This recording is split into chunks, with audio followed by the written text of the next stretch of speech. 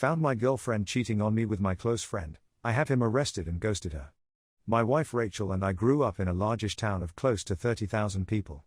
We knew each other at an early age, roughly 6 or 7, can't specifically remember. We were practically inseparable. At 16, we started dating each other.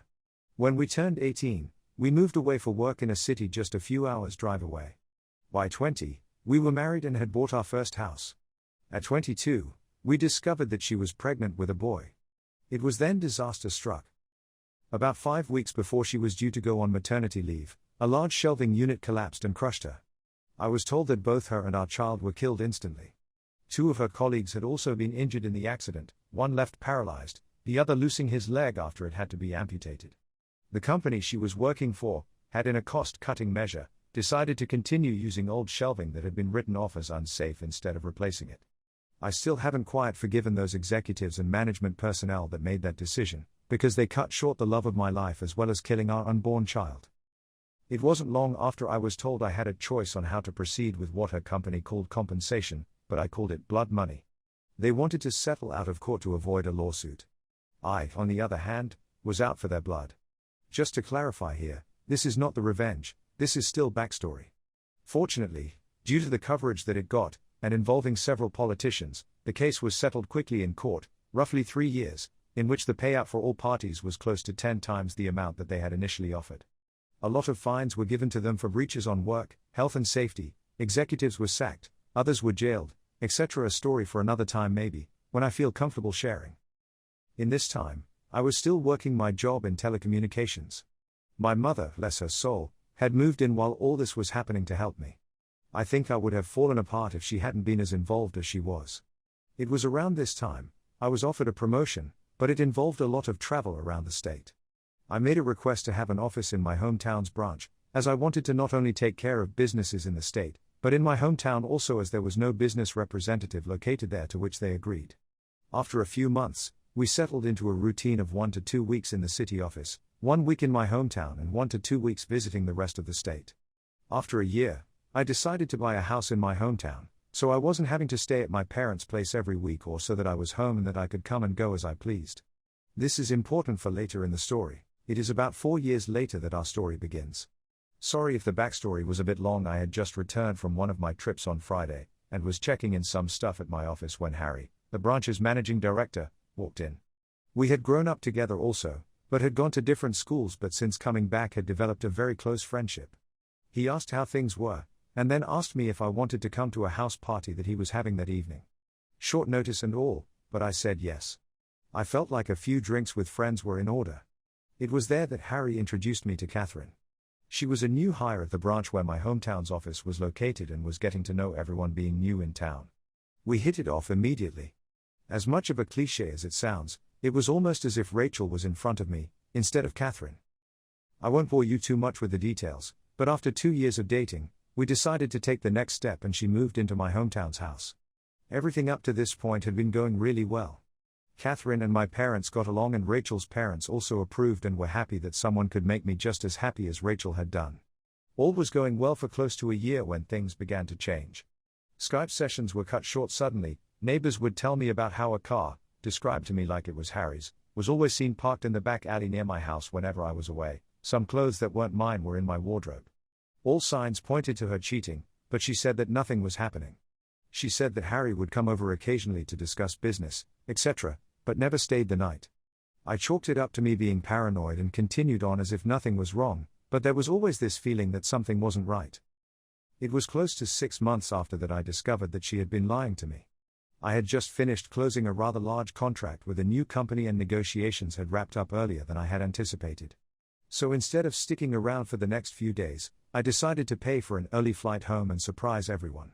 Fast forward a few hours and I drive into my hometown and down the alley behind my house, so that I could get into the house without being seen and surprise Catherine. Some part of me was curious, however, as to whether this mystery car was there. Sure enough, there was a car that was blocking the back entrance gate. I was confused for a moment, wondering if it had just been a neglectful neighbor parking, only to realize that it was indeed Harry's car. If it hadn't been for the high hedge line that I had put in a few years back for privacy, I may have well driven past my own place. Pulling up behind his car, I got out and thought it was strange that he was there so late. as she claimed that he always had left by now. As I approached the back of the house, I saw something that stomach drop.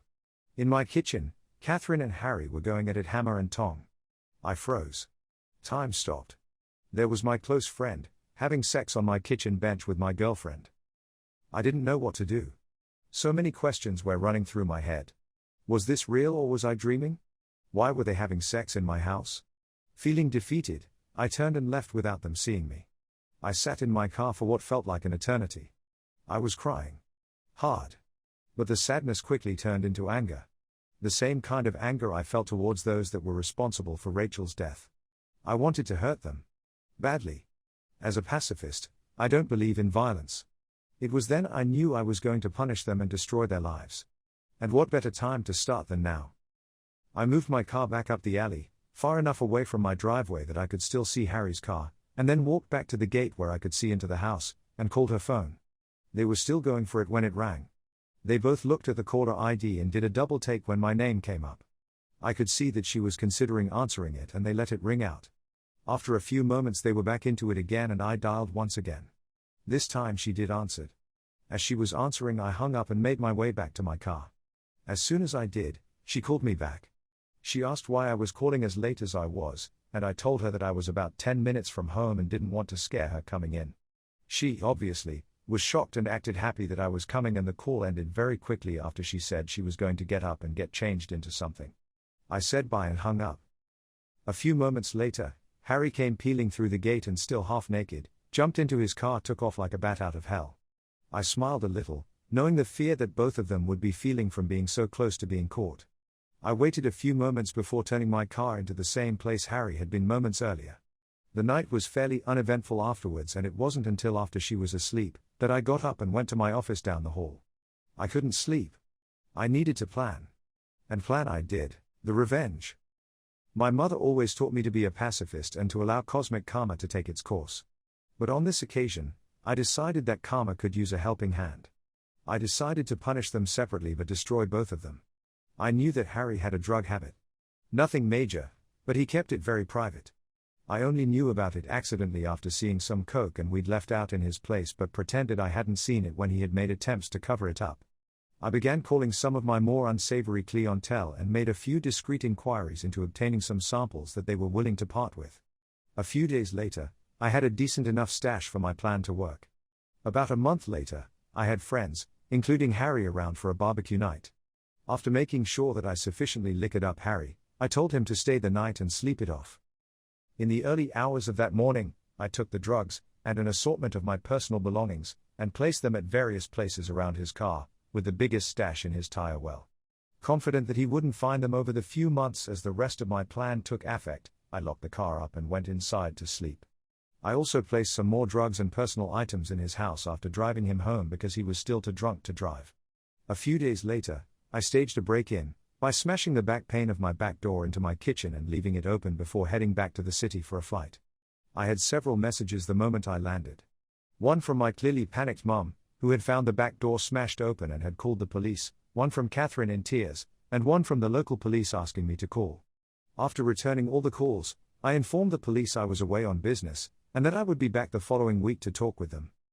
While away, I got Catherine to stay with my parents until after I got back, and asked my dad to organize one of the local security companies to install cameras and an alarm system after getting the go-ahead from the police as to not ruin the scene of the crime.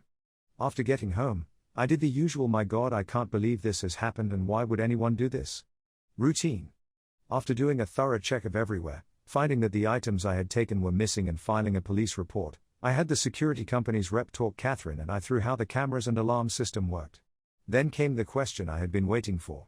The question of what happens if we are doing some business and don't want it recorded. She acted a bit shy asking this question. But I knew exactly the reason she was asking. He assured us that this was a question he got asked a lot, and we were shown on the home computer, if we wanted to be doing things without it being recorded, how to stop the recording for certain cameras, so that we could protect her modesty. As I was walking him out, I asked him if cameras were turned off, could a notification be sent out, just as a security precaution.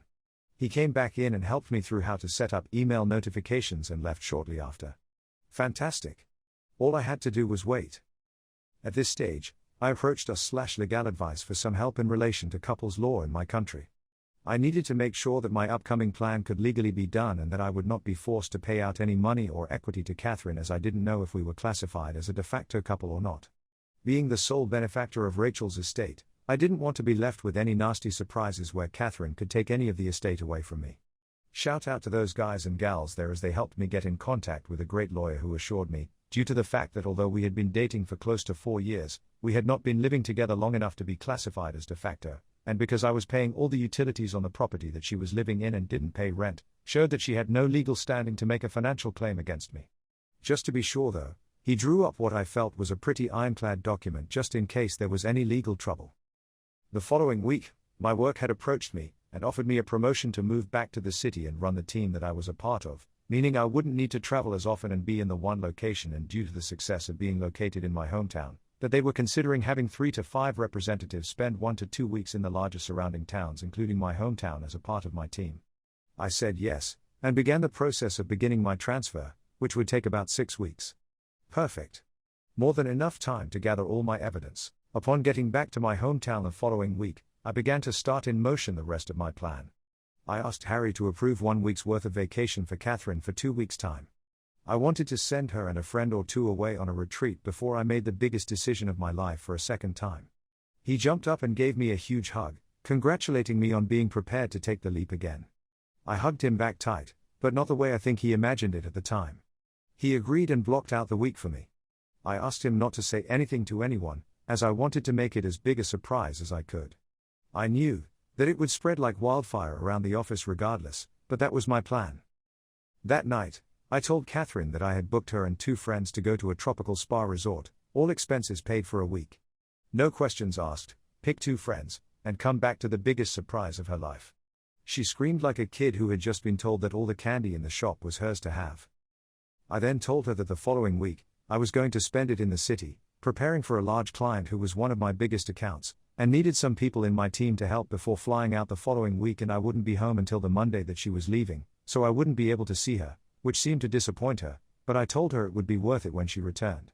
What I failed to tell her was that I had decided to take 2 weeks vacation on the other side of the country, mentally preparing myself for the shitstorm that was about to erupt the moment she stepped foot on the plane, as well as enjoying my first stage of freedom. On Sunday 2 weeks later, I flew back and began driving home.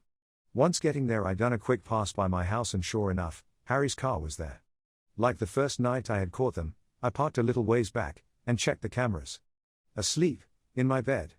No surprise honestly, as I had recorded them constantly do this over the 2 weeks I had been away.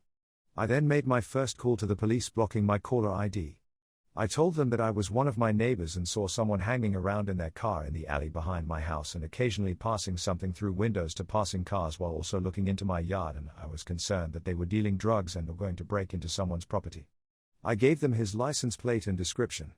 They said they would have someone there in a few minutes, so I thanked them and hung up. I then called Catherine and told her I was about 10 minutes from home, and that I knew she was flying out tomorrow, but desperately wanted to surprise her. Looking back at the footage now, I laugh at the commotion that I am surprised I didn't hear. In a few short seconds, Harry was half dressed and flying out the back door to his car. At that point, I couldn't have asked for a more perfect scene. As Harry was peeling away, one of the police cars rounded the corner behind me, saw Harry driving away fast, and gave chase.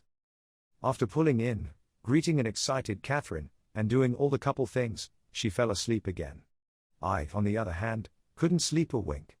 The next day, her and her friends were bundled into a car. After they drove away, I had to wait a few hours, but I began to execute my plan.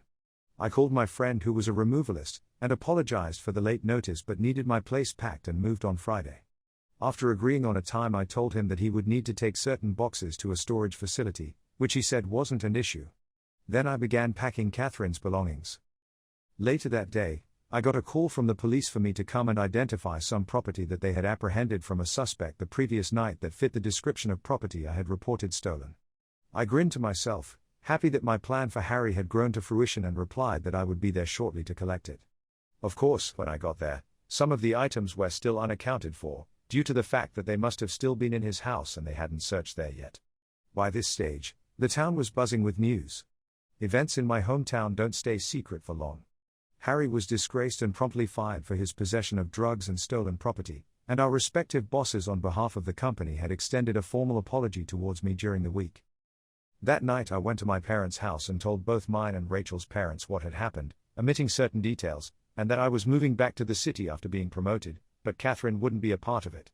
They were pretty upset initially that I hadn't let them know what was going on, but were happy that I was handling everything maturely and hadn't sunk to their level. Thought they didn't agree with ghosting Catherine.